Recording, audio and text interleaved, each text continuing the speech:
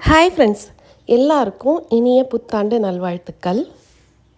அப்புறம் யாரெல்லாம் என்னென்ன நியூ இயர் ரெசல்யூஷன் எடுத்திருக்கீங்க அப்படின்றதையும் மறக்காமல் கமெண்ட் பண்ணுங்கள். எப்பயும் போல் இந்த வருஷமும் நான் எந்த கோல்ஸும் ஃபிக்ஸ் பண்ணலைங்க. ஏன்னா அதை நம்ம ஃபிக்ஸ் பண்ணிட்டோன்னா அதை நோக்கி ஓடுறதே ஒரு பெரிய வேலையாக இருக்கும். அதனால் ஆஸ் யூஷுவல் எப்பயும் போலேயே டே போச்சு. டிசம்பர் 31 நைட்டு ஃபீனிக்ஸ் மால் தாங்க போயிருந்தோம். அவதார் படம் தான் புக் பண்ணியிருந்தாங்க, அதனால் அங்கே தான் போயிருந்தோம். மாலில் சூப்பராக டெக்கரேஷன்லாம் பண்ணியிருந்தாங்க, பார்க்கவே செம்ம அழகாக இருந்தது.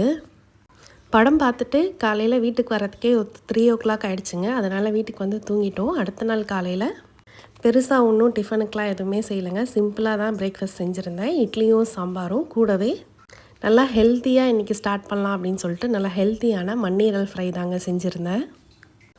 இதோட டேஸ்ட்டு அட்டகாசமாக இருக்குங்க. ஒரு கடாயில் தேவையான அளவு எண்ணெய் ஊற்றி குட்டி குட்டியாக அதை கட் பண்ணி சேர்த்துட்டு உப்பு, மஞ்சத்தூள், மிளகாத்தூள் போட்டு நல்லா பிசைஞ்சிட்டு ஒரு 2 ஸ்பூன் எண்ணெய் ஊற்றி நல்லா ஃப்ரை பண்ணி எடுத்திங்கன்னா ஒரு 5 நிமிஷத்துலேயே சூப்பராக அட்டகாசமாக ரெடி ஆகிடும்.